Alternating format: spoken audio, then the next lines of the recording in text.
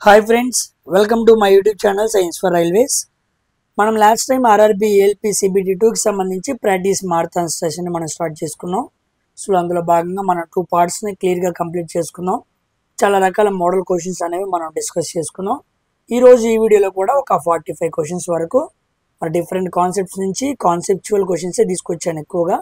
So వాటన్నిటిని కూడా మనం డిస్కస్ చేసుకున్నాం. ఓకేనా, దీంట్లో మనకి computer, IT literacy, environment, simple machines, electricity, ఇలాగా రకరకాల క్వశ్చన్స్ అనేవి ఉంటాయి. ఇవన్నిటిని కూడా మీరు జాగ్రత్తగా సాల్వ్ చేయండి. ఎవరైతే మన వీడియోస్ని డైలీ చూస్తున్నారో వాళ్ళందరూ కూడా తప్పనిసరిగా ముందు వీడియోని లైక్ చేయండి. లైక్ చేయడం మర్చిపోద్దు.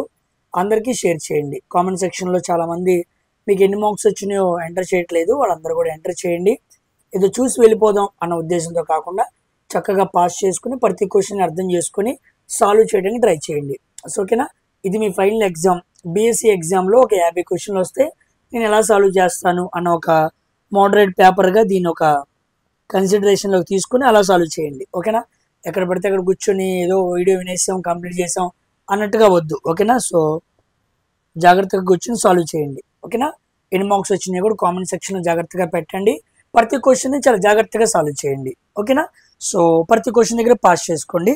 నేను కూడా ప్రతి కాన్సెప్ట్ని క్లియర్గా ఎక్స్ప్లెయిన్ చేయడానికి ట్రై చేస్తాను.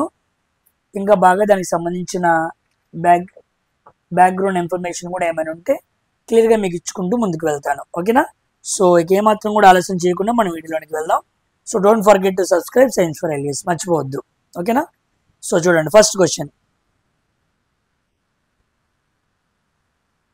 Question Safari is a dash అన్నాడు. Safari is a dash. It is a transfer layer protocol కాదు. అప్లికేషన్ లేయర్ ప్రోటోకాల్ కాదు. వెబ్ సెర్చ్ ఇంజిన్ కాదు. ఏంటది? వెబ్ బ్రౌజర్ అనమాట. యాక్చువల్లీ సఫారీ అనేది వెబ్ బ్రౌజర్స్. మనకి రకాల వెబ్ బ్రౌజర్స్ ఉన్నాయి, రకరకాల వెబ్ బ్రౌజర్స్ అనేవి ఉన్నాయి. మనం కూడా వాడుతూ ఉంటాం వెబ్ బ్రౌజర్స్. ఉదాహరణకి యాపిల్ అనుకోండి, యాపిల్లో మనం సఫారీ వాడుతూ ఉంటాం. అలా కాకుండా ఒకవేళ మైక్రోసాఫ్ట్ అనుకోండి, మైక్రోసాఫ్ట్లో ఎడ్జ్ అని ఉండిద్ది అనమాట, దాన్ని బ్రౌజర్గా వాడుతూ ఉంటారు. ఇక మీ అందరికీ బాగా తెలిసిందే గూగుల్ అనుకోండి, గూగుల్ క్రోమ్ బాగా వాడుతూ ఉంటారు. ఓకేనా, ఇది కాకుండా మొజిల్లా ఫైర్ ఫాక్స్ కూడా వాడుతూ ఉంటారు, మొజిల్లా ఫైర్ ఫాక్స్. ఓకేనా, నెక్స్ట్ ఇంకోటి కూడా వాడుతుంటారు, బ్రేవ్ అని. ఇది చాలా ఇంపార్టెంట్ అనమాట, బాగా అడుగుతూ ఉంటాడు. నేను కూడా ఎక్కువగా బ్రేవ్ యూస్ చేస్తూ ఉంటా. దీంట్లో మనం యూట్యూబ్ని అంటే స్క్రీన్ ఆన్ చేస్తే యూట్యూబ్ వచ్చింది కదా, కానీ బ్రేవ్ వెబ్ బ్రౌజర్లో స్క్రీన్ ఆన్ చేయాల్సిన పని లేదు. డైరెక్ట్గా మనం ఆఫ్ చేసుకున్న యూట్యూబ్లో వీడియోస్, ఆడియోస్ అన్ని ప్లే అవుతూనే ఉండిద్ది అనమాట. ఒక ఆడియో ప్లేయర్గా వాడుకోవచ్చు. యూట్యూబ్ బాయ్ అంటేనే ఆన్ చేసుకుని పెట్టుకోవాలి అని లేదనమాట, ఇలా బ్రేవ్లో వాడుకోవచ్చు. నేను కూడా ఎక్కువగా బ్రేవ్ బ్రౌజర్ యూజ్ చేస్తూ ఉంటాను. నెక్స్ట్ యూసీ బ్రౌజర్, ఇది వరకు బాగా వాడేవాళ్ళం, ఇప్పుడు ఇది కనుమరుగైపోయింది అనమాట. సో ఇవన్నీ కూడా ఏంటి? Web browsers. ఓకేనా, మరి సెర్చ్ ఇంజిన్ అంటే అర్థం ఏంటి? సెర్చ్ ఇంజిన్ అంటే మనకు గూగుల్ అనేది ఒక రకమైన సెర్చ్ ఇంజిన్ అనమాట. నెక్స్ట్ యాహూ, ఇవి రెండు బాగా వాడేవాళ్ళం, ఇప్పుడు ఎక్కువ గూగుల్ అయిపోయింది. ఓకేనా, గుర్తుపెట్టుకోండి. Next coming to second question. If R1 and R2 are the filament resistance of 200 watt bulb and 100 watt bulb, okay, respectively design to operate on the same voltage, then అని అడిగాడు. R1 R2 అనే filament resistance ఇచ్చాడు. 200 what bulb, 100 what bulb, వాటి యొక్క voltage same అయినప్పుడు వాటి resistance యొక్క values ఎలా ఉంటాయి అని అడిగాడు. చూడండి, మనకి పవర్ ఫార్ములా తెలుసు, పవర్ ఈక్వల్ టు V²/R. ఇక్కడ రెండు బల్బులు మాట్లాడుతున్నాడు కాబట్టి P1/P2 equal to V²/R1, V²/R2. ఎందుకు సార్ V²కి రాయలేదు అంటే వోల్టేజ్ సేమ్ అన్నాడు కాబట్టి. అప్పుడు ఇది క్యాన్సిల్ అయిపోయింది. అప్పుడు P1/P2 ఈక్వల్ టు కింద R2 పైకి వెళ్తే R2/R1. ఇదనమాట. ఇలా మనం మార్చుకోగలగాలి, ఇచ్చిన క్వశ్చన్కి అనుగుణంగా ఫార్ములాని మార్చుకోగలగాలి. ఓకే, ఇప్పుడు ఒక బల్బు 200 వాట్స్, ఇంకో bulb 100 watts equal to R2/R1. 2 సున్నాలు క్యాన్సిల్ చేసాం. R2 equal to R1 into 2 అనమాట. అంటే R2 equal to 2 times of R1. R2 equal to 2 times of R1. Yes, B option is the right answer అనమాట. ఓకేనా, అది. So power rate, voltage సేమ్గా ఉన్నప్పుడు power ratios అనేవి రెసిస్టెన్స్కి inversely ప్రపోర్షనల్గా ఉంటాయి. అందుకే P1/P2 = R2/R1. ఇది చాలా ఇంపార్టెంట్. నోట్ గుర్తుపెట్టుకోండి. ముందు రోజుల్లో సాల్వ్ చేయాల్సి వచ్చినప్పుడు we need to use this formula. Next third question. When water is heated from 0 degrees Celsius to 4 degrees Celsius. మనం మాట్లాడుకున్నాం 4 డిగ్రీల సెల్సియస్ దగ్గర వాటర్ అనేది ఎలా ఉండిద్ది? హై డెన్సిటీ అండ్ లో వాల్యూమ్. హై డెన్సిటీ లో వాల్యూమ్ ఉండిద్దని మనం మాట్లాడుకున్నాం, అంతేనా కదా? ఓకే, ఇప్పుడు ఏమన్నాడు? 0 నుంచి 4 అన్నాడు. అంటే 0 డిగ్రీల సెల్సియస్ నుంచి 4 డిగ్రీ సెల్సియస్ దగ్గరికి వెళ్తున్నప్పుడు ఇక్కడ హై డెన్సిటీ ఉందంటే మరి ఏమవ్వాలి? ఇంక్రీజ్ అవ్వాలి. So increases. కాబట్టి 0 నుంచి 4 వైపుకి వెళ్తున్నప్పుడు ఇంక్రీజెస్. ఒకవేళ 4 నుంచి 0 వైపుకి వస్తున్నప్పుడు డిక్రీజెస్ అనమాట. రివర్సే కదా. So when water is heated from 0 to 4, density will increase. 4 to 0, density will decrease. At 4, high density, low volume. అదనమాట. డెన్సిటీ ఆధారంగా దీన్ని కూడా ఆన్సర్ చేయొచ్చు. సో ఇంక్రీజెస్ అనేది ఆన్సర్. ఓకేనా? Coming to fourth one. Which of the following statement is not correct? అంటే 3 right ఉంటాయి అనమాట. For an object is moving along a straight line path in an accelerated motion. ఒక accelerated మోషన్లో straight లైన్లో ఒక object వెళ్తున్నప్పుడు కింద 4గిట్లో సరికానిది ఏంటి అని అడిగాడు. It's speed keeps changing, it's రైటే. ఇట్స్ వెలాసిటీ ఆల్వేస్ చేంజ్, ఇది రైటే. A force is always acting on it, ఇది రైటే. It always go away from the earth, ఇది రాంగ్ అనమాట. స్ట్రైట్ లైన్ పాత్రలో వెళ్తున్నప్పుడు అవే ఫ్రమ్ ది ఎర్త్ ఎలా వెళ్ళిద్ది? స్ట్రైట్ లైన్లో భూమి మీద చక్కగా వస్తువు వెళ్తుంది, అది భూమి నుంచి దూరంగా ఎలా నెట్టివేయబడిద్ది? రాంగ్ కదా. సో పూర్తిగా భిన్నంగా ఉన్నది థర్డ్ ఆప్షన్ అనమాట. Coming to fifth question. In which of the following processes heat is neither absorbed or nor released by a system? కింద 4 ఇచ్చిన సిస్టమ్స్లో హీట్ అనేది అబ్జార్బ్ చేయబడదు, అదేవిధంగా రిలీజ్ చేయబడదు. ఆ సిస్టమ్ ఏంటి అన్నాడు. చూడండి, హీట్ కాన్స్టెంట్గా ఉన్న సిస్టమ్ ఏంటయ్యా అంటే అడియాబాటిక్ అనమాట. Adiabatic system is a system in which heat is constant, neither B absorbed Nar B destroyed, Nar be released అనమాట. ఓకేనా? Next isothermal. ఐసోథర్మల్ అంటే టెంపరేచర్ కాన్స్టెంట్గా ఉన్న సిస్టమ్ అనమాట. టెంపరేచర్ కాన్స్టెంట్గా ఉన్న సిస్టమ్. టెంపరేచర్ కాన్స్టెంట్గా ఉన్న సిస్టమ్ అంటే ఎగ్జాంపుల్ ఏం చెప్పుకోవచ్చు? Melting point of ice, boiling point of water. Ice melt అయ్యే పాయింట్, వాటర్ బాయిల్ అయ్యే పాయింట్. ఆ టైంలో మనం ఇచ్చిన హీట్ మొత్తం స్టేట్ మారటానికి ఉపయోగపడుతుంది కానీ టెంపరేచర్ మారటానికి ఉపయోగపడదు. దాన్ని మనం లేటెంట్ హీట్ అని మాట్లాడుకున్నాం. కాబట్టి ఈ 2 కండిషన్స్లో ఆ స్టేట్ మారే సమయంలో టెంపరేచర్ కాన్స్టెంట్గా ఉండిద్ది. That's why melting of ice and boiling point of water are isothermal systems, isothermal processes. అడుగుతూ ఉంటాడండి, చాలా ఇంపార్టెంట్. ఐసోబేరిక్. ఐసోబేరిక్ అంటే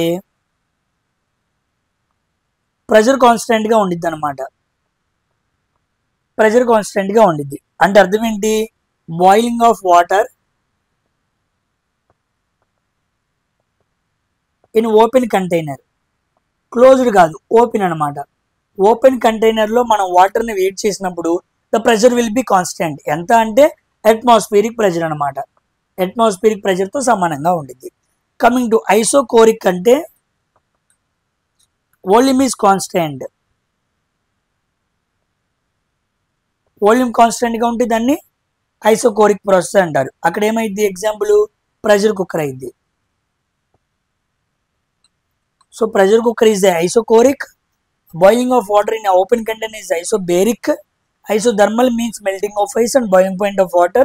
And finally adiabatic means it's a heat neither be absorbed or released అన్నమాట. గుర్తుపెట్టుకోండి. Coming to 6th question. Which among the following options is the product of force and velocity? మనం మాట్లాడుకున్నాం already. Power equal to force and velocity. Force అంటే అర్థం ఏంటి? Mass into acceleration. Velocity అంటే displacement by time. ఇది ఎలా ఉంది? mgh by time అంటే అర్థం ఏంటి? Change in potential energy by time. Energy by time అంటే అర్థం ఏంటి? పవరే కదా. చూసారా? అంటే మనకి కనపడుతుందే మనం గుర్తుపట్టలేని విధంగా ఇస్తున్నాడు అనమాట. అంతే. ఫార్ములాస్ అన్నీ తెలిస్తే when you insert all the formulas you can directly understand the question అనమాట. మీరు అవి చేస్తే మీకు క్లియర్గా అర్థమైపోయింది. ఓకేనా? సో పవర్ అన్నాడు. ఓకేనా? పవర్. ఎనర్జీ కాదు, యాక్సలరేషన్ కాదు, డిస్ప్లేస్మెంట్ కాదు, none of this. Yes. So force into velocity అంటే పవర్ కదా. ఆప్షన్స్లో పవర్ లేదు కాబట్టి మిగతా 3 ఆప్షన్స్ని క్యాన్సిల్ చేశాను. ఓకేనా? Coming to 7th question. Dash is a free and open source operating system. మనందరికీ తెలిసిందే. ఒక కంప్యూటర్లో ఉండే హార్డ్వేర్ రన్ అవ్వాలంటే దానికి సెట్ ఆఫ్ ఇన్స్ట్రక్షన్స్ అనేవి ఇవ్వాలి. ఆ సెట్ ఆఫ్ ఇన్స్ట్రక్షన్స్ని మనం ఏమంటాం? ఓఎస్ అంటాం. ఆపరేటింగ్ సిస్టమ్ అంటారు. అయితే దీంట్లో ఫ్రీ అండ్ ఓపెన్ సోర్స్ ఉన్న ఆపరేటింగ్ సిస్టమ్ ఏంటి అని అడిగాడు. ఏముంది? Linux is free and open operating system అనమాట. మనకి ఎన్ని రకాల ఆపరేటింగ్ సిస్టమ్స్ ఉన్నాయి? చాలా రకాలు ఉన్నాయి. ఇదిగోండి కొన్ని చదువుతా చూడండి. ఫస్ట్ యాపిల్ డెస్క్టాప్లో వాడు దాన్ని ఏమంటారు? మ్యాక్ ఓఎస్ అంటారు. మ్యాక్ అంటే ఒక ఎగ్జాంపుల్ అడిగాడు. MAC stands for media access control. నేను కూడా మీకు క్లాసెస్ చెబుతుంది మ్యాకే అనమాట. ఓకేనా? నెక్స్ట్ లైనక్స్ ఇప్పుడు మనం మాట్లాడుకున్నాం. ఇంకోటి యూనిక్స్ అని ఉండిద్ది, అది. ఇంకోటేమో ఉబంటు అని ఉండిద్ది, ఉబంటు. నెక్స్ట్ ఆండ్రాయిడ్ కూడా ఒక రకమైన ఆపరేటింగ్ సిస్టమే. That works in mobile phone అనమాట. అయితే ఐఫోన్ అనుకోండి ఐఓఎస్. ఓకేనా? నెక్స్ట్ మైక్రోసాఫ్ట్ అయితే విండోస్ అనమాట. ఇదిగోండి విండోస్, ఇది మైక్రోసాఫ్ట్. కానీ ఆన్సర్ మాత్రం ఏంటి? లైనక్స్ అనమాట. Is a free open source operating system. ఇవి కూడా గుర్తుపెట్టుకోండి. ఎంఏకే అంటే మీడియా యాక్సెస్ కంట్రోల్ అనమాట. ముందు రోజుల్లో కింద వాటిలో ఆపరేటింగ్ సిస్టమ్ కానిది ఏంటి అని కూడా అడగచ్చు. ఓకేనా? Next question 8th one. Calculate the voltage of the battery if the resistance is 1.51 ohms and the power is 93 watts. ఈ క్వశ్చన్ ఆల్రెడీ మనం మాట్లాడుకుందే, కానీ ఎందుకు నేను దీన్ని పెట్టానంటే క్యాలిక్యులేషన్ అనమాట. సో బై డిఫాల్ట్ క్యాలిక్యులేషన్ మీకు కన్సిడరేషన్లోకి తేవాలని మాత్రమే ఈ క్వశ్చన్ పెట్టాను. ఎంతమంది చేయగలరో చేయండి చూద్దాం. ఈ క్వశ్చన్ మీకు తెలుసు, you know the formula, you can substitute, కానీ మీరు క్యాలిక్యులేషన్ చేయగలరా లేదా దాని మీద ఆధారపడి ఉంటుంది అనమాట. చాలామంది క్యాలిక్యులేషన్ చేయక క్వశ్చన్ వచ్చినా వదిలేసి వస్తారు. ఓకేనా? చేయండి, పాస్ చేసుకుని చేయండి. చూడండి, క్యాలిక్యులేట్ ద వోల్టేజ్ అన్నాడు. ఓకే, వోల్టేజ్ ఎంతో కనుక్కోమన్నాడు. పవర్ ఇచ్చాడు, power equal to 93 watts. Next resistance 1.51 ohms. So ఈ asked for voltage. Power equal to V²/R. So P into R equal to V². P అంటే ఎంత? 93. R అంటే ఎంత? 1.51 equal to V². Let me multiply. 3 1 3, 3 5 15, 3 1 3, 3 1 4, 9 1 9, 9 5 45, 9 1 9, 9 4 13, 3 5 4 9, 5 4 9, 13,993 వచ్చింది. అంతేనా? ఒక్క నిమిషం, రాంగ్ మల్టిప్లై చేసినట్టున్నాను. Let me do again. 151 into 93, 3 1 3, 3 5 15, 3 1 3, 3 1 4, 9 1 9, 9 5 45, 9 1 9, 9 4 13, 3 9 5 14, 5 4 9 1 10. Yes, 14,043 వచ్చింది. 14,043 వచ్చింది. ఇప్పుడు ఆన్సర్లో ఏంటిది? ఇది ఈక్వల్ టు V² అనమాట. అంతే కదా? ఇప్పుడు చూడండి, నాకేమో ఆన్సర్ ఇది వచ్చింది. మరి నేను ఏం టిక్ చేయాలి? సాల్వ్ చేసుకుంటూ కూర్చోకూడదు. మీరు బాగా గమనిస్తే ఇదిగోండి, వి స్క్వేర్ అనేది 112 అనుకోండి చెబుతున్నా, దగ్గరలో ఉంది అనుకోండి.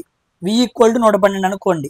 ఎందుకు 112 వేసాను నేను అంటే, మీరు బాగా గమనించారనుకోండి, 112 స్క్వేర్ చేసామనుకోండి మనం, సారీ 120 స్క్వేర్, 112 ఏంటి, వి ఈక్వల్ టు 120 స్క్వేర్ చేసామనుకోండి, 120 ఇంటూ 120, 12 12 144, 2 సున్నాలు. చూసారా, అంటే నాకు వచ్చిన ఈ వాల్యూ ఎక్కడి దగ్గరలో ఉంది అంటే 120 స్క్వేర్కి దగ్గరలో ఉంది. అంతేనే కదా, 120 ఇంటూ 120 14,400, ఇక్కడ నాకు 14,043 వచ్చింది. సో 120 దగ్గరలో ఉన్న ఆన్సరే నా answer. So V square equal to 14,400, అప్పుడు వి ఈక్వల్ టు 120. అంటే ఇప్పుడు చూడండి, 47 కాదు, 23 కాదు, 35.6 కాదు, ఇదేమో 11.9, ఇదేమో 12.0. అంతే కదా, అక్కడ పాయింట్ ఉంది కాబట్టి పాయింట్ పెట్టుకోవాలి అంతే. ఇదేమో 119, నాకు వచ్చిందేమో 120. చూసారా, అంటే అజంప్షన్ చేసుకుని మనం చేయగలగాలన్నమాట. అంతే, ఇంత పెద్ద వాల్యూ వచ్చి దీనికి ఎలా రూట్ చేయగలను, నాకు తెలియదు, ఇది పర్ఫెక్ట్ రూట్ కాదే అనుకోకూడదు. పర్ఫెక్ట్ రూట్ దగ్గరలో ఏది ఉందో తీసుకో, దాని దగ్గరలో ఆన్సర్ పెట్టే. చూడండి మిగతా ఆప్షన్స్ ఎంత దూరంగా ఉన్నాయో. ఓకేనా, కాబట్టి క్యాలిక్యులేషన్ దగ్గర మీరు జాగ్రత్తగా ఉండాలి, అప్పుడే మీరు చేయగలరు. 9th క్వశ్చన్, ఓజోన్ హోల్, ఓజోన్కి ఓజోన్ లేయర్కి బొక్క పడింది అంటే అర్థం ఏంటి? హోల్ ఇన్ అట్మాస్ఫియర్ కాదు, హోల్ ఇన్ హైడ్రోస్ఫియర్ కాదు, హోల్ ఇన్ ట్రోపోస్ఫియర్ కాదు, destruction of ozone layer. Yes, ఇది రైట్. ఓజోన్ లేయర్ పాడవటాన్ని ఓజోన్ హోల్ అని చదివాడు అనమాట. ఓజోన్ హోల్ అంటే అర్థమైందంటే ఓజోన్ లేయర్ యొక్క డిస్ట్రక్షన్ జరిగింది అని అర్థం. ఓజోన్ లేయర్ ఎందుకు పాడైపోయింది? ఓడిఎస్ కారణం వల్ల, ఓజోన్ లేయర్ డిప్లీషన్ సబ్స్టాన్సెస్. నేను ఆల్రెడీ వెంటనే చెప్పాను. ఈ ఓడిఎస్ని తగ్గించడానికి మాట్లాడుకున్న ప్రోటోకాల్ ఏంటి? Montreal protocol. నేను ఆల్రెడీ మాట్లాడాను వాటి గురించి. మాంట్రియల్ ప్రోటోకాల్ అంటే ఏందని లాస్ట్ వీడియోలో క్లియర్గా మాట్లాడాను. ఓకేనా, అసలు ఓజోన్ లేయర్ ఉండేది ఏ లేయరు? స్ట్రాటోస్పియర్. ఓకేనా, ట్రోపో, స్ట్రాటో, మీసో, ఐనో ఆర్ థర్మో, ఎక్సో, ఇవన్నమాట. భూమిపై నుంచి పైకి వెళ్తున్న స్పేస్లోకి వెళ్ళే కొద్దీ వాటర్ పరంగా వచ్చే లేయర్స్ అనమాట. ఓకేనా, ఎన్విరాన్మెంట్ కింద unit to study this layers, very important. దేంట్లో టెంపరేచర్ పెరిగిద్ది తగ్గిద్ది, ఎక్కడ ఉలుకులు మండుతూ ఉంటాయి, ఎక్కడ మేఘాలు ఏర్పడుతూ ఉంటాయి, ఎక్కడ ఫ్లైట్స్ ట్రావెల్ చేస్తూ ఉంటాయి, ఎక్కడ కమ్యూనికేషన్ జరుగుతూ ఉండిద్ది, ఎక్కడ నాయిస్ వస్తూ ఉండిద్ది, ఎక్కడ సౌర్ తుఫాన్లు వస్తూ ఉంటాయి. ఇలా రకరకాల క్వశ్చన్లు వీటి గురించి అడిగే అవకాశం ఎట్టి పరిస్థితుల్లో వచ్చే రైల్వే ఎగ్జామ్లో అవకాశం ఉంది. కాబట్టి మనసులో పెట్టుకోండి, జాగ్రత్తగా చదవండి. Next 10th question, very very important question. Already ఇలాంటి మోడల్ క్వశ్చన్ నేను చేయించాను. ఎంతమంది చేయగలరో పాస్ చేసుకొని చేయండి. ఆల్రెడీ ఫార్ములా కూడా చెప్పాను. చూడండి, for a temperature rises 20 degrees Celsius, temperature change 20 degrees Celsius, a resistance increased by 40%,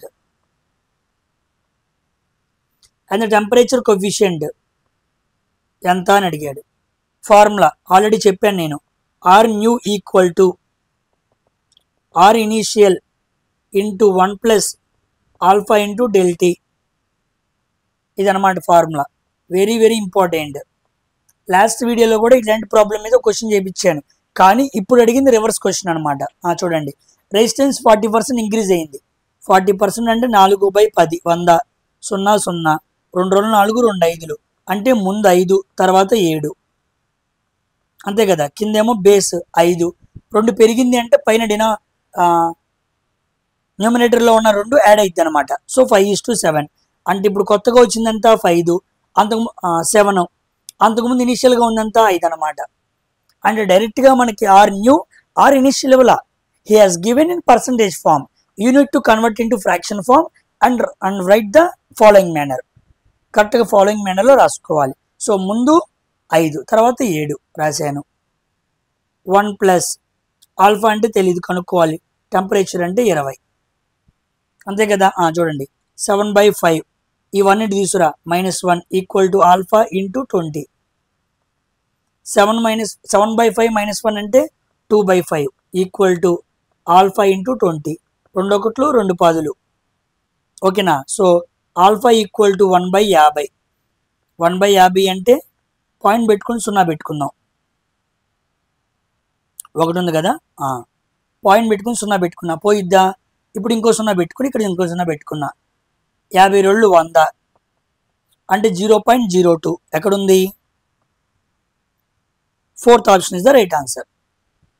ఓకేనా, అర్థమైందా, క్లారిటీ వచ్చిందా.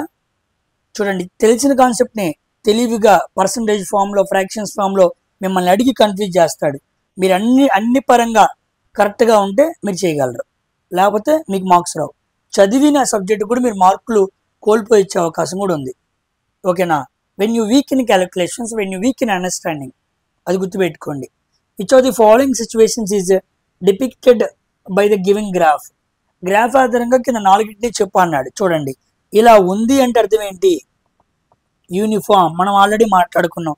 అంటే నాన్ యూనిఫామ్ అనే ఆప్షన్స్ కొట్టిపారాయి. నెక్స్ట్, ఇది ఇలా వెళ్తే పెరుగుతూ వెళ్తున్నట్టు అనమాట, అంటే యాక్సలరేషన్, అంటే పాజిటివ్ అనమాట. ఒకవేళ ఇలా వస్తుంది అనుకో, నెగిటివ్ అనమాట. నెగిటివ్ యాక్సలరేషన్ ఏమని పిలవాలని పెట్టాను మనం, రిటార్డేషన్ అని పిలవాలని చెప్పాం, అంతే కదా. యాక్సలరేషన్ అంటే పాజిటివ్, రైజ్ ఇచ్చినప్పుడు పాజిటివ్, రైజ్ తగ్గిస్తున్నామంటే నెగిటివ్ యాక్సలరేషన్, అంటే రిటార్డేషన్. సో యూనిఫామ్గా ఉన్న యాక్సలరేషన్ కాదు, యూనిఫామ్గా ఉన్న రిటార్డేషన్. సో యాక్సలరేషన్ అనేది తగ్గుతుంది కాబట్టి దాన్ని రిటార్డేషన్ అనాలి, యూనిఫామ్గా ఉంది కాబట్టి యూనిఫామ్. Simple question. ఓకేనా. ఇలాంటి గ్రాఫ్ క్వశ్చన్స్ కూడా మనం మాట్లాడుకున్నాం, ఇంకా రకరకాలుగా అడగచ్చు, జాగ్రత్తగా సాల్వ్ చేయండి. 12th క్వశ్చన్, ఇది ఆల్రెడీ వచ్చింది కదా, sorry, it's a repeated. Next 12th question, what is malware.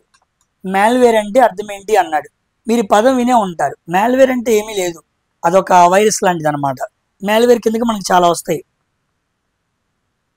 Viruses, worms, వామ్ అంటే పురుగు లాంటిది అనమాట, ట్రోజన్స్. ఓకేనా. ఇది కాకుండా చాలా చాలా important, spyware, ransomware, rootkits అనే వైరస్లు వస్తూ ఉంటాయి అన్నమాట. మన సిస్టమ్ని పాడు చేసి ప్రాపర్గా వర్క్ అవ్వనీయకుండా ఉండటానికి బయట నుంచి వచ్చే ఒక డేంజరస్ సాఫ్ట్వేర్ అనుకోండి, అలాంటిది అనమాట. అది మన సిస్టంలోకి రాకూడదు. పెన్ డ్రైవ్స్ ద్వారా ఎక్కడ పడితే అక్కడ వాడటం ద్వారా ఎలాగైనా ఇన్సెట్ అవ్వచ్చు అనమాట, జాగ్రత్తగా ఉండాలి. So it is a type of computer hardware అన్నాడు, కాదు. A method of improving internet speed, కాదు. A software for managing email calls, కాదు.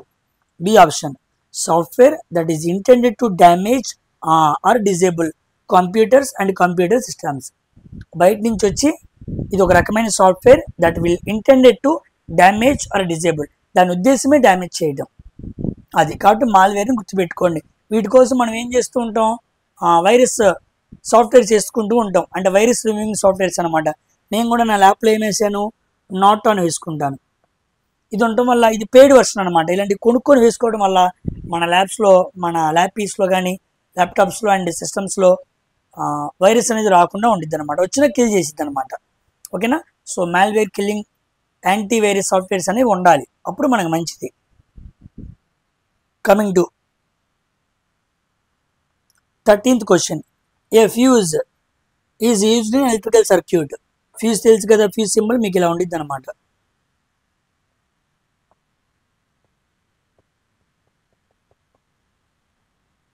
ఇది ఒక స్విచ్ అనుకోండి, ఇది ఒక లోడ్ అనుకోండి, దీన్ని ఫ్యూజ్ అంటారు.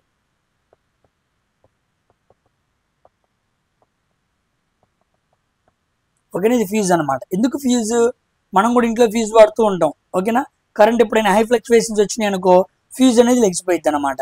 సో ఇంక్రీజ్ ద వోల్టేజే కాదు, రెడ్యూస్ ద రెసిస్టెన్సే కాదు. Yes, protect the circuit from excessive current. Fluctuations of current వచ్చినప్పుడు మన ఇంట్లో ఉన్న అప్లికెన్సెస్ అంటే వస్తువులు పాడైపోకుండా కింద ఫ్యూజ్ పోయిద్ది. కింద ఫ్యూజే పోలేదు అనుకో, పైన వస్తువులన్నీ పోతాయి అనమాట. ఓకేనా. సో కిందే పోతే మంచిది అనమాట, అప్పుడు అన్ని వస్తువులు పాడవకుండా ఉంటాయి. ఓకేనా. ఫ్యూజ్కి ఎప్పుడు మెల్టింగ్ పాయింట్ ఎలా ఉండాలి, లో మెల్టింగ్ పాయింట్ ఉండాలి, గుర్తుపెట్టుకోండి, వెరీ వెరీ ఇంపార్టెంట్. ఎగ్జామ్లో బాగా అడుగుతూ ఉంటాడు. Fuse should have low melting point and high resistance ఉండాలి. దేనికి? ఫ్యూజ్కి అనమాట. మళ్ళీ ఇంకోటి ఉంటుంది ఫిలమెంట్ అని. ఫిలమెంట్ ఇక్కడ రాస్తున్నాను. ఫిలమెంట్ కనుకోండి హై మెల్టింగ్ పాయింట్ ఉండాలి, హై రెసిస్టెన్స్ ఉండాలి. సో లో మెల్టింగ్ పాయింట్ హై రెసిస్టెన్స్ ఏమో ఫ్యూజ్కి, ఫిలమెంట్ మనం బల్బ్లో వాడతాం కదా tungsten filament, high melting point high resistance ఉండాలి. ఫ్యూజ్కైనా ఫిలమెంట్కైనా కామన్గా ఉండాల్సింది రెసిస్టెన్స్ ఎక్కువ, అది గుర్తుపెట్టుకోండి. ఓకేనా? సో ఫ్యూజ్ లోపల కూడా మనకి ఇంకోటి ఉంటుంది ఎంసీబీ, మినియేచర్ సర్క్యూట్ బ్రేకర్ అంటారు. ఈ లోపల ఎంసీబీలు లెగుస్తూ ఉంటాయి అనమాట. అది కింద పడిపోతే ఎమ్మటినే పైకి అనుకుంటే చాలు. ఓకేనా? ఫ్లక్చువేషన్స్ వచ్చినప్పుడు ఎంసీబీ కింద పడిద్ది, అక్కడ కూడా మిస్ అయితే ఫ్యూజ్ లెగిసిద్ది అనమాట. ఫ్యూజ్ ఎప్పుడు కూడా థిన్గా ఉండాలి. ఓకేనా? ఇంట్లో ఫ్యూజ్ పోయింది అనగానే మీ అమ్మ పిలవంగానే ఇంత లావు కాపర్ వైర్ తీసుకొచ్చి చేయకూడదు. సన్నపాటి కాపర్, మనం వైర్ ఓపెన్ చేసినప్పుడు కాపర్ లేయర్స్ ఉంటాయి కదా, ఏదో ఒక లేయర్ తీసుకొచ్చి లేదా 2 లేయర్స్ వెంట్రుకలు లాంటివి కలిపి అప్పుడు వేయాలన్నమాట. చాలా మంది ఎలక్ట్రికల్ ఇంజనీర్లు అయ్యారు, గేట్లో కూడా క్వాలిఫై అయ్యారు, కానీ ఇంట్లో ఫీజు ఏంటి ఉండదు అన్నయ్యకి. అదనమాట, అది గుర్తుపెట్టుకోండి. అలా చదువుకోకూడదు, ఉపయోగపడేలా ఉండాలి. Next 14th question, it's a numerical అనమాట. A ball is dropped from a building and takes 4 seconds to reach the ground. 4 సెకండ్లు పట్టిందంట. ఒక బాల్ని కొంత ఎత్తు నుంచి పైనుంచి విసిరేశాడు. ఇది హైట్, కొంత ఎత్తు నుంచి కిందకి విసిరేశాడు. Time equal to 4 seconds. Okay, what is the approximate height of the building? Building height ఎంత అన్నాడు. పైనుంచి కిందకి వేసాడంటే ఇనిషియల్ వెలాసిటీ ఎంత? 0. జీ వాల్యూ ఎంత? 9.8 m/s². 10 తీసుకోవచ్చు కదా, ఆప్షన్లో పాయింట్స్ ఉన్నాయి కదా, అందుకే 9.8 తీసుకున్నాను. టైమ్ ఈక్వల్ టు ఎంత? 4 seconds. నాకు కావాల్సింది ఏంటి? హైట్. సో నాకు ఇచ్చిన గివెన్ డేటా ప్రకారం నేను ఏ న్యూటన్స్ లా ఈక్వేషన్ వాడచ్చు? H equal to UT plus half GD². అదే కదా, యు అంటే ఎంత? 0. 0 × 4. జీ వాల్యూ వస్తువు పైనుంచి కిందకి పడుతుంది కాబట్టి జీ వాల్యూ పాజిటివే తీసుకోవాలి. Half into 9.8 into T², 4 × 4, 2 1 2 2 4 2 8, 9.8 into 8, 864, 872, 6 78, point తర్వాత ఒక స్థానం. ఆహా, సి ఆప్షన్ చక్కటి ఆన్సర్. 78.4 మీటర్ల ఎత్తు కలిగిన బిల్డింగ్ పై నుంచి ఆ వస్తువు పడింది, అందుకే 4 సెకండ్లో చేరింది. ఓకేనా?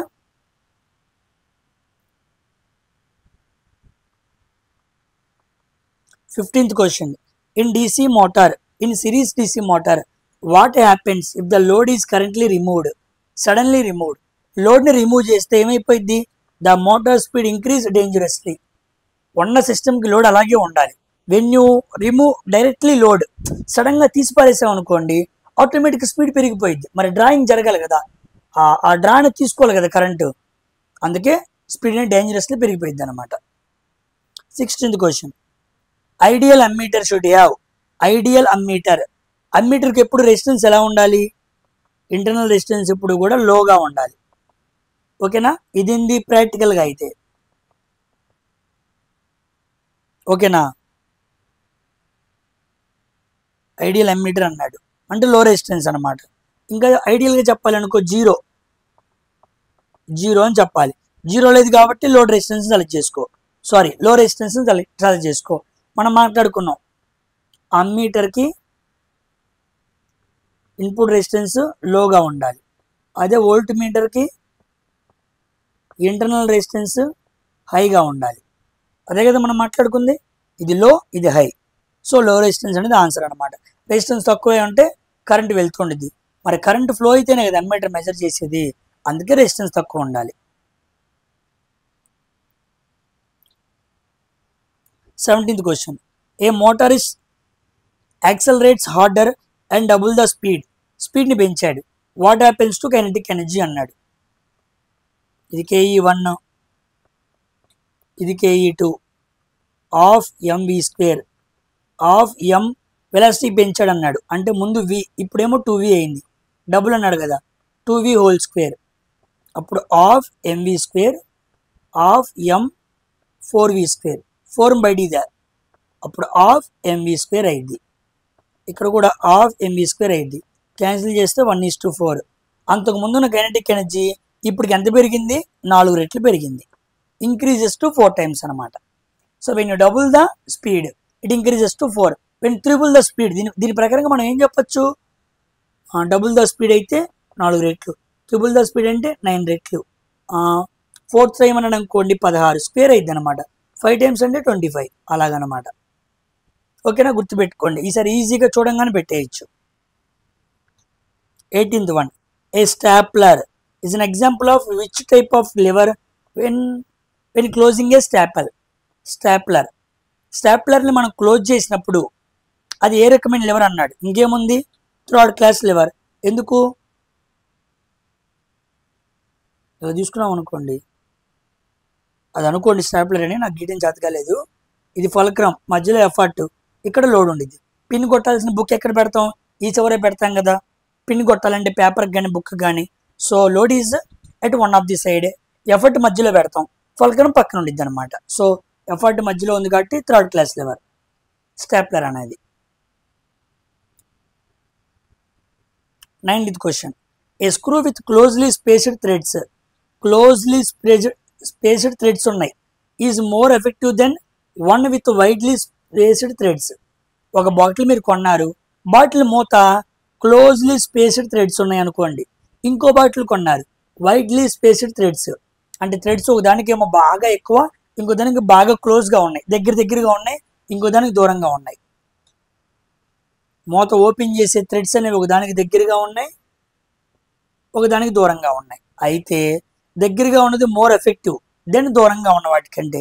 ఎందుకు అన్నాడు? B option, it moves deeper into material with each rotation. ఎప్పుడైతే క్లోజ్లీ స్పేస్డ్ థ్రెడ్స్ ఉంటాయో బాటిల్ మూతను ఈజీగా తిప్పేయచ్చు, అప్పుడు ఈజీగా టైట్ అయిపోయింది. ఓకేనా? సో మనం తిప్పే కొద్ది డీపర్ అయిపోయి అతుక్కుపోయిద్ది అనమాట, గట్టిపడిద్ది అనమాట బాటిల్. అంటే క్లోజ్లీ థ్రెడ్స్ ఉండాలి. దూరంగా ఉన్నాయి అనుకోండి అంత స్టిఫ్నెస్ రాదు, అంతమైంది రొటేషన్ జరుపుతూ ఉండాలి కానీ వెళ్దాం. అందుకే థ్రెడ్స్ అరిగిపోయినాయి అనుకో, నువ్వు తిప్పుతూనే ఉంటావు కానీ టైట్ అవ్వదు. ఎందుకు అవ్వాలా? థ్రెడ్లు వైడెన్ అయిపోయినాయి, లూజ్ అయిపోయినాయి అని అర్థం అనమాట. 20వ question, a ball is thrown straight up into the air at highest point which statement is correct. ఒక బాల్ని కింద నుంచి పైకి విసిరేశాడు, thrown up into the air at highest point దగ్గర విచ్ స్టేట్మెంట్ ఈజ్ కరెక్ట్ అన్నాడు. The acceleration is 0 కాదు, G value పనిచేసింది కదా. బోత్ వెలాసిటీ అండ్ యాక్సలరేషన్ 0 నా తప్పు. Ball is moving upward, downward కూడా జరిగిద్దిగా, తప్పు. ఇది వెలాసిటీ 0. ఎందుకు? ఫైనల్ వెలాసిటీ ఏమైపోయింది? 0 అయిపోయింది. ఏ వస్తువుని పైకి విసిరేస్తే ఎక్కడో చోట ఏమవ్వాలి? 0 అవ్వాలి. ఓకేనా? నెక్స్ట్ 21st క్వశ్చన్, ఏ క్లా హ్యామర్. నేను ఆల్రెడీ చెప్పాను చాలాసార్లు, claw hammer is use to remove nail. Why it is considers a first class లెవర్గా ఎందుకు కన్సిడర్ చేశాడు? ఎందుకంటే the fulcrum is positioned between effort and load. D option is the right answer. ఓకేనా? Fulcrum అనేది ఎఫర్ట్కి లోడ్కి మధ్యలో ఉండిద్ది. చాలామంది కన్ఫ్యూజ్ ఎందుకు అవుతారంటే చూడండి, ఫస్ట్ ఆప్షన్లో ఏం చేశాడు చూడండి, ఫల్క్రమ్ ఈజ్ ద సెంటర్ అన్నాడు. ఇది తప్పు. అదేంటి సార్, ఎఫర్ట్ లోడ్కి మధ్య ఫల్క్రమ్ ఉండిద్ది కదా అన్నాడు. కరెక్టే అన్నా, కానీ వాడు సెంటర్ అన్నాడు. సెంటర్లో ఉండదు. దేంట్లో? ఫస్ట్ క్లాస్ లెవర్లో సెంటర్లో ఉండిద్ది, కానీ క్లా హ్యామర్ అనే ఫస్ట్ క్లాస్ లెవర్లో ఉండదు. ఇదిగోండి, ఇలా సుత్తిని ఇలా ఉందనుకోండి, ఇలా సుత్తి ఇక్కడ ఉండిద్ది అనమాట. ఓకేనా? ఇలా సుత్తి ఉండిద్ది, మధ్యలోనే ఉండిద్ది ఫల్క్రమ్. ఒక పక్కన లోడ్ ఉండిద్ది, ఒక పక్కన ఎఫర్ట్ ఉండిద్ది. కానీ ఎఫర్ట్కి ఫల్క్రమ్కి, లోడ్కి ఫల్క్రమ్కి మధ్య డిస్టెన్స్ ఒకటి కాదు, అందుకే సెంటర్ కాదన్నాను. సో ఫల్క్రమ్ మధ్యలో ఉండి ఇక్కడ ఉందనుకోండి, ఈ డిస్టెన్స్ ఈక్వల్ అయితే సెంటర్ అనాలి. అందుకే సెంటర్ అనే ఆప్షన్ పెట్టలా, పొజిషన్ అనే ఆప్షన్ పెట్టాను. ఫల్క్రమ్ అనేది ఎఫర్ట్కి లోడ్కి మధ్యలో ఉంది, మధ్యలో ఉండి సెంటర్గా లేదు. సారీ, మధ్యలో ఒక ప్రాంతంలో ఉంది, అది అర్థం అనమాట. పొజిషన్ అంటే మధ్యలో ఉంది అనే ఆన్సర్ తప్పు. మధ్యలో ఒక చోట ఉంది అని చెప్పడం రైట్ అనమాట. దేనికి? క్లా హ్యామర్కి. గుర్తుపెట్టుకోండి, క్లామర్ అంటే చెప్పాం కదా, మన చెక్కల్లో ఇరుక్కుపోయిన మేకులు తీయడానికి లాగేలాంటి మిషన్ అనమాట, సుత్తి లాంటిది అనమాట. What is the purpose of carbon brushes? 22వ question. What is the purpose of carbon brushes in DC motor? DC మోటార్లో కార్బన్ బ్రష్ యొక్క యూజ్ ఏంటి అన్నాడు. టు లూబ్రికేట్ ద కమ్యూనికేటర్ కాదు, టు లూబ్రికేట్ ద కమ్యూనికేటర్ కాదు, టు ప్రివెంట్ ఓవర్ హీటింగ్ కాదు, to increase efficiency కాదు. A option? To conduct current between stationary and rotating parts. Stationary rotating పార్ట్స్కి మధ్య కండక్షన్ ఆఫ్ కరెంట్ జరగడానికి carbon brushes అనేవి ఉండాలన్నమాట. వాటి ద్వారానే కరెంట్ పాస్ అవుతూ ఉండిద్ది. కార్బన్ బ్రషెస్ అనేవి కమ్యూనికేటర్కి ఉంటాయి అన్నమాట. ఇలాగా ఇది కమ్యూనికేటర్, ఇది కార్బన్ బ్రషెస్ అనమాట. ఆల్రెడీ మనం ఫస్ట్ వీడియోలో నేను డ్రా చేసి కూడా చూపించాను మీకు ఎలా ఉండిద్దో. నెక్స్ట్ 23వ క్వశ్చన్ చూడండి. A cube of ice floating in a glass of water. ఒక గ్లాస్ ఆఫ్ వాటర్లో ఐస్ క్యూబ్ని వేసాను, తేలుతుంది అనమాట. What happens to the water level when the ice is completely melts? Water గ్లాస్లో ఉన్న ఐస్ తేలుతూ ఉంది, కాసేపటికి ఏమైపోయింది, ఆ ఐస్ బ్లాక్ అనేది కరిగిపోయి వాటర్లో కలిసిపోయింది. అప్పుడు వాటర్ లెవెల్ ఏమైంది? రైజ్ అయిద్దా, ఫాల్స్ అయిద్దా, రిమైన్ అన్చేంజ్ అయిద్దా, డిపెండ్స్ ఆన్ ది టెంపరేచర్ అన్నాడు.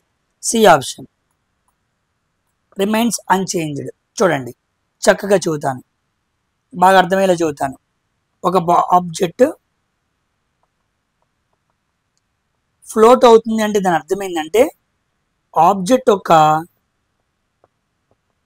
వాల్యూమ్ అనేది ఆబ్జెక్ట్ యొక్క వెయిట్కి ఈక్వల్ అవ్వాలన్నమాట. సో ఎంత వాటర్ని ఆ క్యూబ్ డిస్ప్లేస్ చేయగలదో అది దాని వెయిట్కి సమానం అవ్వాలి. అప్పుడే ఒక వస్తువు తేలుతుంది అని చెప్పచ్చు. యాక్చువల్గా లో డెన్సిటీ ఉంటే తేలిద్ది, మనం మాట్లాడుకున్నాం. తక్కువ సాంద్రత తేలిద్ది, ఎక్కువ సాంద్రత మునిగిద్ది. అది సాంద్రతను దృష్టిలో పెట్టుకొని చెప్పినప్పుడు. కానీ ఒక ఆబ్జెక్ట్ తేలుతుంది అని వాల్యూమ్ వెయిట్ కథలో తీసుకొచ్చాడు అనుకోండి, ఒక వస్తువు ఒక వాల్యూము, అదే వస్తువు ఒక ఆబ్జెక్ట్ వెయిట్ రెండు ఈక్వల్ అవ్వాలి. When both are equal that object will float on water. అది నీటి మీద తేలిద్ది అని అర్థం అనమాట. ఓకేనా? ఎందుకంటే mass of ice is equal to mass of water. కానీ ఇది చాలా important, volume of ice is greater than volume of water. Volume of water అనేది వాల్యూమ్ ఆఫ్ ఐస్ కన్నా చాలా తక్కువ. అందుకే ఐస్ క్యూబ్గా వాటర్లో ఉన్నంత వరకు వాల్యూమ్లో ఎటువంటి మార్పు రాదు. కానీ ఎప్పుడైతే వాటర్గా కరిగిపోయిద్దో వాటర్ యొక్క వాల్యూమే కదా డౌన్ అయిపోయింది, తక్కువే ఉండిద్ది అనమాట, ఎక్కువ డిస్ప్లేస్ అవుతుంది అనమాట. ఓకేనా? పాయింట్ అర్థమైందా? ఎందుకన్నా వివరంగా ఎవరు చెప్పలేరండి. మ్యాక్సిమం నేను ఎంత చెప్పగలనో అంత చెప్పాను. ఓకేనా? అర్థం చేసుకోవడానికి ప్రయత్నం చేయండి. A French curve used for. French curve ఎందుకు? స్ట్రైట్ లైన్స్గా కాదు, సర్కిల్స్గా, యాంగిల్స్గా, ఇర్రెగ్యులర్ కర్వ్స్ ఏవైనా గీయాలనుకోండి, ఇలాంటి వాటిని గీయాలంటే మనం ఫ్రెంచ్ కర్వ్స్ని వాడుకుంటాం. 25th one. Which pencil grade is preferred for construction lines. Construction lines గీయడానికి ఏ పెన్సిల్ వాడతాం? 2H పెన్సిల్ వాడతాం, గుర్తుపెట్టుకోండి. ఓకేనా? H అంటే హార్డర్, B అంటే బ్లాక్. గుర్తుపెట్టుకున్నాక 9H నుంచి 7B వరకు మనం మాట్లాడుకుంటూ వెళ్ళాం. Harder to software pencils range అనేవి. 26th క్వశ్చన్, ఇది చాలా ఇంపార్టెంట్. 26th క్వశ్చన్ అనేది what is the primary purpose of Kyoto protocol. మీకు మొన్న చాలా ప్రోటోకాల్స్ మాట్లాడాను, ఇది ఒక రకమైన ప్రోటోకాల్ అనమాట. Kyoto protocol. క్యోటో అనే ప్రదేశం ఎక్కడుందంటే జపాన్లో ఉంది, చాలా ఫేమస్ అనమాట. అక్కడ ఎన్విరాన్మెంట్కి సంబంధించిన ఒక మీటింగ్ జరిగింది. అప్పటి నుంచి ఒక నిర్దేశం తీసుకున్నారు, ఒక రిజల్యూషన్ తీసుకున్నారు ఇలా చేద్దామని. అదే క్యోటో ప్రోటోకాల్ అనమాట. ఏ సంవత్సరం అంటే 1997 అనమాట. 1997లో జరిగిందో క్యోటో ప్రోటోకాల్, గుర్తుపెట్టుకోండి. అవును, ఇది ఎందుకు అంటే ఇది to reduce the green house gases emissions. Green house gases ఒక ఎమిషన్స్ని తగ్గించడానికి జపాన్లో అన్ని దేశాలు కలిసి ఏర్పాటు చేసుకున్న ఒక ప్రోటోకాలే క్యోటో ప్రోటోకాల్. ఓకేనా?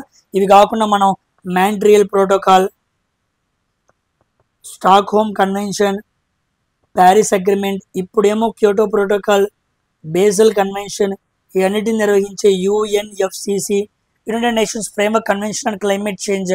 నేను అవన్నీ మాట్లాడాను, అన్ని ఇయర్స్ కూడా మాట్లాడాను, పలానా దేనికి సంబంధించిందో కూడా మాట్లాడుకున్నాం.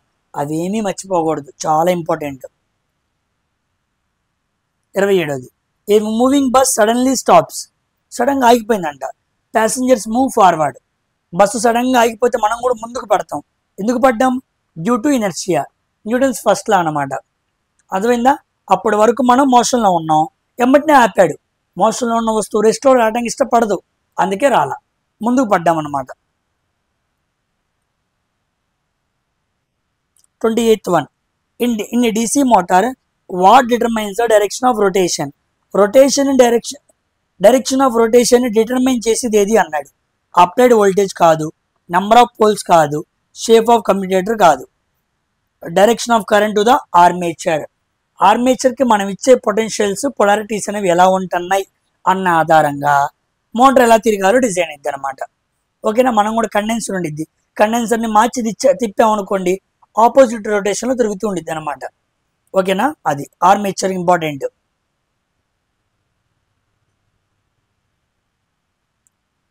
29th, డ్రాయింగ్ సంబంధించిన question. First angle projection places the object. First angle projection places the object. First angle projection అంటే ఇది కూడా మనం మాట్లాడుకున్నాం కదా. ఇది ప్లేన్, ఇది ఫస్ట్ యాంగిల్, ఇది ప్లేన్. ఓకేనా? ఇదేమో ఆబ్జెక్ట్, ఇదేమో అబ్జర్వర్. అంటే అబ్జర్వర్కి ప్లేన్కి మధ్యలో ఏముండిద్ది? ఆబ్జెక్ట్ ఉండిద్ది. So the object is between observer and projection plane. A option is the right answer అనమాట. ఓకేనా? A option is the right answer. అదే థర్డ్ యాంగిల్ ప్రొజెక్షన్ అనుకోండి, ప్లేన్ మధ్యలో ఉండిద్ది, ఒక పక్కన ఆబ్జెక్ట్ ఉండిద్ది, ఇంకో పక్కన అబ్జర్వర్ ఉంటాడు. సో ప్లేన్ మధ్యలో ఉంటేమో థర్డ్ యాంగిల్ ప్రొజెక్షన్, ఆబ్జెక్ట్ మధ్యలో ఉంటేమో ఫస్ట్ యాంగిల్ ప్రొజెక్షన్. ఇది రెండు గుర్తుపెట్టుకోండి, మనం ఆల్రెడీ డిస్కస్ చేసుకున్నాం ఇది. ఓకేనా? Next 30th question. A person weight is measured 600 newtons on earth. A person weight is measured as 600 newtons on earth. భూమి మీద ఒక వ్యక్తి వెయిట్ అనేది 600 న్యూటన్స్ ఉంది. What would be happen to their weight on Mars. యాక్చువల్గా g value on moon equal to g value on earth by 1/6. భూమి మీద ఉన్న గురుత్వాకర్షణ శక్తిలో 1/6 మూన్ మీద ఉండిద్ది. కాబట్టి గ్రావిటీ ఎంత తగ్గితే వెయిట్ కూడా అంతే తగ్గిద్ది. ఎందుకంటే W equal to M into G. M will be constant తీసుకుంటే W directly proportional to G value అనమాట. ఆ పరంగా చూస్తే భూమి మీద 600 న్యూటన్స్ ఉంది, మరి మూన్ మీద G వాల్యూ తగ్గిద్ది కదా. G వాల్యూ తగ్గితే బరువు తగ్గాలి కదా. So it would decrease. C option is the right answer. ఎంత డిక్రీజ్ అయిందో పక్కన పెట్టు, మనకు అడగల. డిక్రీజ్ అయిద్దా లేదా? అయ్యిద్ది. అదే మన answer. 31st question. A rocket moves upward with increasing speed of 50 meter per second for every 5 seconds. ప్రతి 5 సెకండ్లకి 50 మీటర్ పర్ సెకండ్ పెంచుకుంటూ వెళ్తున్నాడు. ఓకేనా? రాకెట్ పెంచుకుంటూ పైకి వెళ్తున్నాడు అనమాట. How long it will take to reach the speed of 300 meter per second. ప్రతి 5 సెకండ్లకి 50 మీటర్లు పెంచితే 300 మీటర్లకి సెకండ్ స్పీడ్ అందుకోవడానికి ఎన్ని సెకండ్లు పట్టిద్ది అని అడిగాడు. 5 × 300 క్రాస్ మల్టిప్లై చేస్తున్నా బై 50. 5 ఒకట్లు 5 పదులు 0 0. ఎంత పట్టింది? 30 seconds. అంతే కదా. 50 మీటర్ పర్ సెకండ్ ఏమో 5 సెకండ్లు పట్టింది. అప్పుడు 300 అంటే 30 seconds పట్టిద్ది అనమాట. 32nd one question. 32వ question. A ramp with a length of 4 meter and a height of 1 meter is used to push 200 newtons load. What is its ideal mechanical advantage అన్నాడు. చూడండి, ఐడియల్ మెకానికల్ అడ్వాంటేజ్ ఒక ర్యాంప్కి ఎలా ఉండిద్ది అంటే length by height ratio వేసుకోండి, 4/1 4 అనమాట. గుర్తుపెట్టుకోండి, ఇది ideal mechanical advantage or mechanical advantage of ramp consider చేసుకుంటే ర్యాంప్ అంటే ఒక రకమైన ఇంక్లైన్డ్ ప్లైన్ అనమాట. ఓకేనా, దాని లెంత్ బై హైట్ రేష్ చేసుకుంటే మనకు మెకానికల్ అడ్వాంటేజ్ వచ్చింది. కమింగ్ టు 33వ question. An ideal gas undergoes a cyclic process over one complete cycle. The total change in internal energy అన్నాడు. ఒక ఐడియల్ సిస్టమ్ అనేది సైక్లిక్ ప్రాసెస్కి వెళ్ళింది. సైక్లిక్ ప్రాసెస్ అంటే ఎక్కడ మొదలుపెట్టిందో తిరిగి అక్కడికే వచ్చింది. అలా ఒక కంప్లీట్ సైకిల్ అలా చేస్తే దాని ఇంటర్నల్ ఎనర్జీ ఎలా ఉండిద్ది అన్నాడు. ఇంకెలా ఉండిద్ది? 0. అంతే కదా. ఒక ఐడియల్ మిషన్కి ఇంటర్నల్ ఎనర్జీ ఏముండిద్ది? ఏమీ ఉండదు, 0. ఎక్కడ మొదలుపెట్టిందో అక్కడికే వచ్చింది కదా. అది నువ్వు కూడా అంతే. ఇంత ప్రిపరేషన్ మొదలుపెట్టి నువ్వు ఏం ఉద్యోగం కొట్టలేదు అనుకో, నువ్వు 0కి వచ్చేస్తావు. You will become 0. The total change in work you have done for the past years will be 0. ఏం ప్రయోజనం ఉండదు. ఉద్యోగం లేకుండా ఒట్టి చేతులతో ఇంటికి వెళ్తే వేస్ట్ ఫెలో అంటారు. What is the purpose of encryption? Encryption అంటే అర్థం ఏంటి? టు ఇంక్రీజ్ ద ఇంటర్నెట్ స్పీడా? కాదు. టు ఆర్గనైజ్ ద ఫైల్సా? కాదు. టు క్రియేట్ బ్యాకప్పా? కాదు. To convert data into a code to prevent unauthorised access. మనం కూడా ఎంక్రిప్షన్ చేసుకుంటూ ఉంటాం. వాట్సాప్కి కానీ పాస్వర్డ్సే కదా మొత్తం. ఈరోజు ఎవరు ఓపెన్గా అప్పగా పెట్టుకుంటున్నారు? సో వీ ఆల్ ఎన్క్రిప్టెడ్, అంతా ఎన్క్రిప్ట్ చేసుకొని బతుకుతున్నాం. ఓకేనా. So to convert data into code to prevent unauthorised access. మనం ఏదో ఒక విషయాన్ని కోడ్ రూపంలో మార్చుకొని ఎవరు బయట వాళ్ళు అన్ఆథరైజ్డ్గా మన అధికారం లేకుండా యాక్సెస్ చేయని విధంగా తయారు చేసుకుంటున్నాం. ఓకేనా. ఇటు ఎంక్రిప్షన్ చేస్తారు ట్రాన్స్మిటర్ వైపు, ఎంక్రిప్షన్ చేస్తే రిసీవర్ వైపు డీకోడింగ్ చేయాలి. దీన్ని ఎన్కోడింగ్ అనొచ్చు, డీకోడింగ్ అనొచ్చు. ఇక్కడ ఎంక్రిప్షన్ చేస్తే అక్కడ మనం తీసేయాలన్నమాట, రిమూవ్ చేయాలన్నమాట కోడ్ని. ఇక్కడ నేను హాయ్ అన్నాను, దాని కోడ్ 0.001 ఏదో సంథింగ్ సెండ్ చేశాను, అక్కడ కోడ్ వెళ్ళిద్ది, దాన్ని డీకోడ్ చేసుకోవాలి. అలాగనమాట. 35th one. What is the primary purpose of safety training? Safety training ఒక ముఖ్యమైన ఉద్దేశం ఏంటి? టు ఇంక్రీజ్ ఎంప్లాయీస్ స్ట్రెస్సా? కాదు. టు రెడ్యూస్ ప్రొడక్టివిటీయా? కాదు. టు పనిషా? కాదు. C option. To educate employees about safe work practices. సేఫ్గా వర్క్ చేయడానికి ఎటువంటి ప్రాక్టీసెస్ వాళ్ళ చేత మనం చేపించాలని వాళ్ళని ఎడ్యుకేట్ చేస్తామో that is called safety training. 36th one. What happens to the total energy of system when work is done? మొత్తం work జరిగిన తర్వాత టోటల్ ఎనర్జీ ఎలా ఉండిద్ది? సేమ్గా ఉండిద్ది. So total energy will always be same. Law of conservation of energy మాట్లాడుకున్నాం కదా. Energy neither be created not be destroyed. ఒక form నుంచి ఇంకో ఫామ్లోకి మారి పని జరిగించి మళ్ళీ కాన్స్టెంట్గా ఉండిద్ది, ఏం తెలియనట్టు. 37th question. Frontal plane projection is used for. పేర్లోనే ఉంది. ఫ్రంటల్ ప్లేన్ ఎప్పుడు వాడతారు? ఫ్రంట్ వ్యూకి వాడతారు. ఓకేనా. టాప్ వ్యూ మీద మనం ఏం వాడతాం? ఎలివేషన్ పడిద్ది. టాప్ వ్యూ మీద ఎప్పుడు పడేది ఏంటి? ఫ్రంట్ వ్యూ అనమాట. ఓకేనా. సారీ టాప్ వ్యూ అంటే ఎలివేషన్. ఏదో చెప్పాను. టాప్ వ్యూ అంటే ఎలివేషన్. టాప్ వ్యూ కాదు. Sorry, let me check. ఇది వర్టికల్ ప్లేన్, ఇది హారిజాంటల్ ప్లేన్, ఇది ఆబ్జెక్ట్ అనుకోండి. ఇది ఫ్రంట్ వ్యూ. ఇది ఫ్రంట్ వ్యూ. ఇది టాప్ వ్యూ. టాప్ వ్యూ ఎప్పుడు హారిజాంటల్ ప్లేన్ మీద పడింది కాబట్టి దీన్ని ప్లాన్ అనాలి. ఫ్రంట్ వ్యూ ఎప్పుడు వర్టికల్ ప్లేన్ మీద కాబట్టి దీన్ని ఎలివేషన్ అనాలి. ఇది అనమాట. ఇది కాదు, ఇక్కడ చెప్పింది కాదు, ఇది రైట్. ఓకేనా. అది అంతైనా గుర్తుపెట్టుకోవాలి. ఇన్ని క్లాసులు చదువుతున్నా నేనైనా గుర్తుపెట్టుకోవాలి, లేకపోతే ఎగ్జామ్లో మిస్ అయిపోతాం. 38th. What is the term for natural process of breaking down organic waste by micro organisms? Micro organisms ద్వారా మన బాడీ ఎటువంటి మెటీరియల్ అయినా ఏమైంది? బ్రేకింగ్ డౌన్ అయిపోయింది, భూమిలో కలిసిపోయింది. ఎవరు చేస్తారు అది? Micro organisms like bacteria and fungi. ఇవన్నీ కూడా మైక్రో ఆర్గానిజమ్స్ అనమాట, సూక్ష్మజీవులు. ఇవన్నీ మన బాడీని డీకంపోజ్ చేస్తూ ఉంటాయి. కంబషన్ కాదు, రిడక్షన్ కాదు, ఆక్సిడేషన్ కాదు, డీకంపోజిషన్. అంతే కదా. మట్టి నుంచి వచ్చిన ప్రతి శరీరం చివరికి మట్టికే వెళ్ళాలి.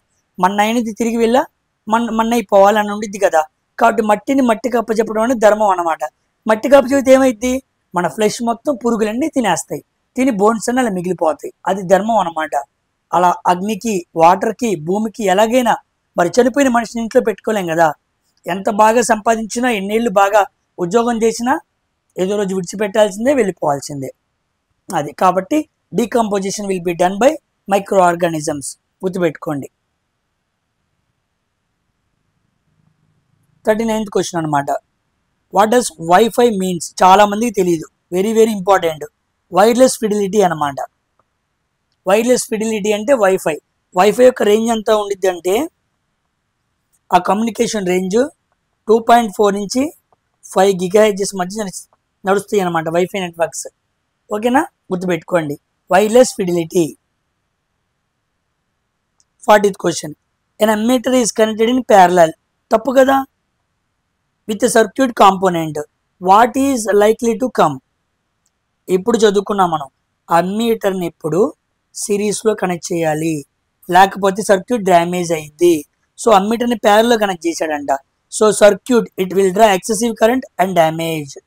సిరీస్లో కరెంట్ ఎక్కువ, ప్యారల్లో కరెంట్, సిరీస్లో కరెంట్ వెళ్తూ ఉండేది కాబట్టి మెజర్ చేసేది. ఆ ప్యారల్లో అలా కాదు. ఓకేనా, సో ప్యారల్లో కనెక్ట్ చేయకూడదు. Next volt meter. వోల్ట్ మీటర్ని ఎప్పుడు కూడా ప్యారల్లో కనెక్ట్ చేయాలి. ఒకవేళ సిరీస్లో కనెక్ట్ చేస్తే వోల్ట్ మీటర్ విల్ డ్యామేజ్. గుర్తుపెట్టుకోండి. ఏది ఎలా కనెక్ట్ చేయాలో అలాగే కనెక్ట్ చేయాలి.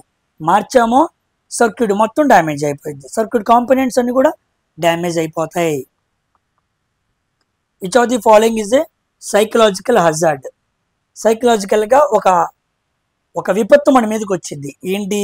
షార్ప్ టూల్స్ కాదు, లౌడ్ నాయిసెస్ కాదు, స్లిప్పరీ ఫ్లోర్స్ కాదు, వర్క్ ఫోర్స్ బుల్లింగ్ అనమాట. బుల్లింగ్ అంటే అర్థం ఏంటి? మన భాషలో చెప్పాలంటే ర్యాగింగ్. వర్క్ ప్లేసుల దగ్గర ఎవరో ఒకరు మనల్ని ఇబ్బంది పెట్టే వాళ్ళు ఉంటూ ఉంటారు. వాళ్ళు ఇబ్బంది పడటం వల్ల మన మనసు మానసికంగా దెబ్బతిని కాస్త విపత్తుకు గురైద్ది, ఇబ్బందికి గురైద్ది. అలాంటి సమయం చోట నువ్వు కాన్సన్ట్రేట్ చేయలేవు. చేయకపోవటం వల్ల యాక్సిడెంట్ జరిగే అవకాశం ఉంది. It's a psychological hazard. ఓకేనా, మనకు కూడా చాలా కాన్సన్ట్రేటెడ్గా ఉండాలి. ఇంట్లో చాలా గొడవలు ఉండొచ్చు. నువ్వు ట్రైన్ నడుపుతానికి ట్రైన్ ఎక్కినప్పుడు నీ దృష్టి మొత్తం ట్రైన్ మీదే ఉండాలి. ట్రైన్ డ్రైవర్గా చాలా జాగ్రత్తగా ఉండాలి. ఇంట్లో అది వండుకున్నాను, ఇది వండుకున్నాను, వేరే ఆలోచనతో, భార్యతో గొడవ, పిల్లలతో గొడవ, ఇలాంటి ఏమైనా పెట్టుకుని నడిపావనుకో లక్షల మంది ప్రాణాలు నీ చేతిలో ఉంటాయి. You need to be very accurate, very active, జాగ్రత్తగా ఉండాలి. What is the purpose of emergency action plans? Emergency action plans ఎందుకు? B options. ఎమర్జెన్సీ ఉన్న పొజిషన్స్లో రెస్పాండ్ అవ్వటానికి. మాట్లాడి నోటికి మాట కూడా రావట్లా. కంటిన్యూస్గా గంట మాట్లాడుతామంటే it's not a small issue అండి. అందులో నాది పొంగురు గొంతు, మీ అందరికి అర్థమయ్యే ఉండిద్ది. దాని మీద హెవీగా రుద్దుతా నేను. అసలు నాకు గొంతు నొప్పి వచ్చి ఎంత ఇబ్బంది పడతాను అర్థమైందా? మీరు నమ్మితే నమ్మని, లేకపోతే లేదు. నేను కూల్ వాటర్ తాగకూడదు, ఐస్ క్రీమ్స్ తినకూడదు, వేడి పదార్థాలు అంటే మసాలా ఫుడ్స్ తినకూడదు. గొంతును కాపాడుకుంటూ ఉండాలి. అది చాలా కష్టం, చాలా ఇబ్బంది పడుతూ ఉంటా. పెళ్లి భోజనాలకు వెళ్ళినా, ఎక్కడికి వెళ్ళినా అసలు అవేమి తిన నేను. ఓకేనా, మా ఫ్రెండ్స్ తినమంటూ ఉంటారు. ఎంతమంది ఐస్ క్రీమ్స్ పిల్లల్లో పెట్టుకుంటూ ఉంటారు. ఏమి టచ్ చేసేదే లేదు. కూలింగ్ వాటర్ కూడా తాగను ఎండాకాలంలో కూడా. నా గొంతు పాడైపోయింది, ఇబ్బంది పడతా. ఓకేనా, సో అందుకే మాటలు తడబడుతుంది, ఏమీ అనుకోవద్దు. ఓకేనా, కాస్త నన్ను ఫర్గివ్ చేయండి. ఎమర్జెన్సీ యాక్షన్ ప్లాన్స్ అంటే ఎమర్జెన్సీ టైమ్స్లో రెస్పాండ్ అవ్వటం, ఆ ప్రొసీజర్స్ని చక్కగా చేయడాన్ని ఎమర్జెన్సీ యాక్షన్ ప్లాన్స్ అంటారు. 43. ఓకేనా, so 43, 43 questions. This is the final question. What is the term for the process by which water changes form of a liquid into gas? ఒక liquid డైరెక్ట్గా గ్యాస్గా మారిందంట. లిక్విడ్ గ్యాస్గా మారింది అన్నాడు. అంటే అర్థం ఏంటి? ఎవాపరేషనే కదా. ఇది సాలిడ్, ఇది లిక్విడ్, ఇది గ్యాస్. లిక్విడ్ గ్యాస్గా మారింది అన్నాడు. ఎవాపరేషన్, యాక్చువల్ వ్యాపరేషన్ అనాలి, ఎవాపరేషన్ అన్నాడు. గ్యాస్ లిక్విడ్గా మారితే కండెన్సేషన్. ఓకేనా, గుర్తుపెట్టుకోండి. ప్రెసిపిటేషన్ అంటే పైనుంచి పడతాం అనమాట. రైన్ పడితే చూసారా, రైన్ పడతాను కూడా ప్రెసిపిటేషన్ అంటారు. అంటే ఆకాశం నుంచి ఏదైనా ఇలా చుక్కలు చుక్కలుగా కురుస్తూ ఉందనుకోండి, దాన్ని ప్రెసిపిటేషన్ అంటారు. సబ్లిమేషన్ అంటే మీకు తెలుసు, ఉత్పతనం. సాలిడ్ నుంచి డైరెక్ట్గా గ్యాస్గా మారుతానే ఉత్పతనం అంటారు. ఓకేనా? సో దీంతో 43 క్వశ్చన్స్ అనేవి కంప్లీట్గా ఫినిష్ చేసుకున్నాం. This is the third practice marathon session for RRB ALP CBT 2. ఓకేనా? ఇలాంటివి ఇంకా చేస్తూ ఉంటాను. నెంబర్ ఆఫ్ క్వశ్చన్స్ని ప్రాక్టీస్ చేపిస్తూ ఉంటాను. ఎగ్జామ్ లేట్ అయిందేమో కానీ మనం లేట్ అవ్వకూడదు, మన ప్రయత్నం ఆపకూడదు. అలా చేసుకుంటూ వెళ్దాం. తెలియని కాన్సెప్ట్స్ ఏమైనా ఉంటే, ఎవరైతే ఎగ్జామ్స్ చివరి రోజుల్లో ప్రిపేర్ అయ్యారో వాళ్ళందరూ మీకు ఎక్కడైతే ట్రేడ్ అవైలబుల్గా ఉంటుందో ఆ ట్రేడ్తో పాటు మన వీడియోస్ను కూడా జాగ్రత్తగా చూసుకుంటూ ఇంకా బాగా తయారవ్వండి, షార్ప్ అవ్వండి అనమాట. రోజులు గడిచే కొద్దీ కత్తి పొదునెక్కాలి. అర్థమైందా? అది రేపు ఎగ్జామ్ వస్తే చూసుకుందాం. What ever is going to happen, ఏమైనా జరగనివ్వండి. కొంతమంది పేపర్ బ్లాక్ అయిందని అంటున్నారు, ఇవంటున్నారు. అవి ఏమైనా రైల్వే కరెక్షన్ చేసి ఎగ్జామ్ పెట్టిద్ది, పెట్టంగానే కొట్టాలి. That is our motto in 2025. అది గుర్తుపెట్టుకోండి. మరొక వీడియోతో మరొకసారి కలుద్దాం. Until then, thank you very much for watching science for railways. Don't forget to subscribe and share. Bye.